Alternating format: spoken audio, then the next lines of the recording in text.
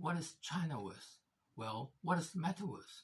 Today there is still no global industry or popular consensus on what Metaverse is. Everyone is talking about it, and no one knows what it is. Weird. So anyone can use the word to mean basically anything they want. How we define the word reflects our own values and interests. Chinaverse also has no real definition in place. Actually, it's not a popular term. Chinaverse, the word in English, has been used only occasionally by Western media as a shorthand for China's metaverse. The word in Chinese, I seem to be the only one actually using it often. So how do we talk about Chinaverse versus Metaverse?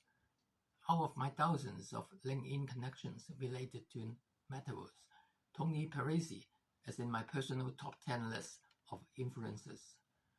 I don't know for sure how influential he is out there, but he influenced me a lot. In the first article I wrote, in my column for a Chinese Metaverse community, I wrote about Tony's 7 rules of Metaverse. Published in 2021, seems ages ago now with the Metaverse speed. He put forward his personal vision of Metaverse. Here I'm going to use Tony's 7 rules as my framework to talk a little about the thing we call Metaverse and Chinaverse. Rule number 1. There is only one Metaverse. Tony has actually embedded a definition of Metaverse in rule number 1. It is the sum total of all publicly accessible virtual worlds, real-time 3D content and related media that are connected on an open global network controlled by none and accessible to all. Well, the reality is so many people around the world, corporations, governments, are building their metaverses, or they claim to. So unless people gradually merge all their metaverses, there will be millions of metaverses out there soon. But there's only one Chinaverse. Is it good news? Wow. Whether one is a good number is cultural and personal.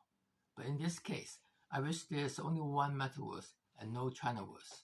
I mean, if each nation has its own metaverse, what's the point? Rule number 2, the metaverse is for everyone. The metaverse is for everyone as defined by our most broad social rules and inclusion. I'm all for inclusion, but for the Chinaverse to be inclusive is very challenging. Nearly 30 years into the internet age, there are still lots of people not included. Take the pandemic as the case. Everyone in China was managed through their mobile phones, health codes, itineraries, very efficient, sorry, no privacy. But there were senior citizens who are not very good at using a phone and they encounter difficulties in accessing services and assistance, even in public transport. Would Chinaverse further exclude some people? Because our society always focuses on mainstream young population much more than the old and the weak. Rule number 3, nobody controls the metaverse. Tony elaborated that the metaverse is the universal commons for digital communication and commerce, intermediated as needs dictate, governed as required for the common interest, toward the greatest good for the greatest number. Do Microsoft, Google, or Meta wants to control the metaverse? Do US, French, or government, or Japanese government want to control the metaverse? Probably yes, but they couldn't, and they know they couldn't. Monopoly is the best business model and the most efficient MO to run a country. But the mainstream value of the world consider monopoly bad, harmful, even evil.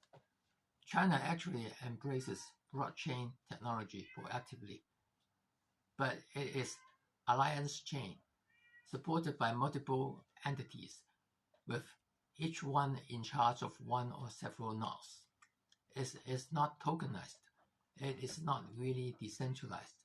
Just as NFT in China is not NFT as understood in the outside world, and ECNY is not cryptocurrency, but only a digital version of the currency issued by the state. Rule number 4, the metaverse is open. It is built upon interoperable technologies and tools, connected via rigorously defined and broadly agreed upon free and open communications standards. While the Metaverse Standard Forum was formed only 8 months ago, I believe we can optimistically expect the coming of an open ecosystem for Metaverse. Chinaverse may be a different story. China's reform and opening up policy has been around for 45 years and is still focusing on the economic domains. To be a real part of the open Metaverse or to have an open Chinaverse is still a huge challenge. Rule number 5.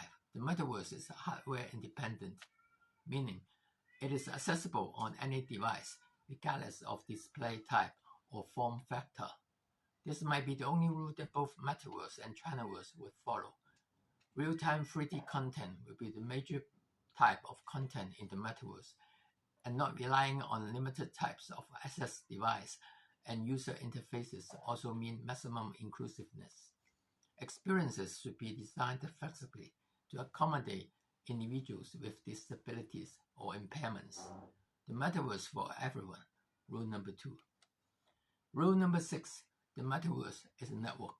The Metaverse is a computer network connecting the world's publicly accessible virtual experiences, real-time 3D content, and relay media.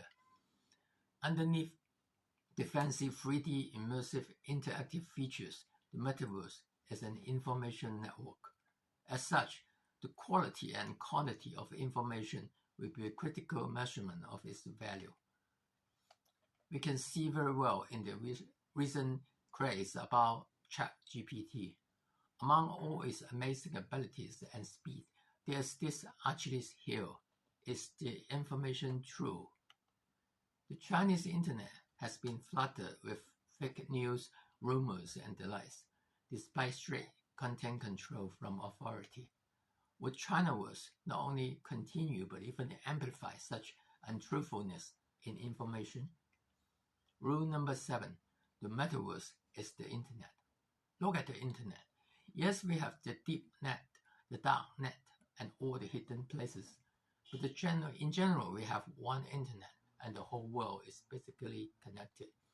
But as of today, many of the world's most popular websites and apps are blocked in China, including Google, Facebook, YouTube, Twitter, Instagram, WhatsApp, Wikipedia, LinkedIn, etc., etc.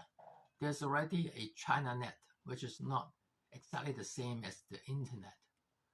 What the internet has failed to achieve, a true global network, is rather unlikely to succeed in Metaverse.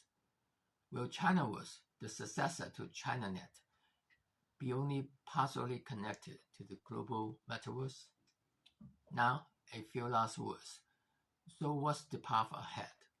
Will there be two verses, one Chinese and one rest of the world? Paris's 7 rules is actually a manifesto. He was very confident that a Metaverse following the rules would be inevitable, his own word. I'm not so sure. Chinaverse is one of the uncertainties. Going back to where we start, the lack of consensus on what Metaverse means. Maybe I should create my own 7 rules of Metaverse, or Chinaverse. Maybe you should too. Defining is an act of power.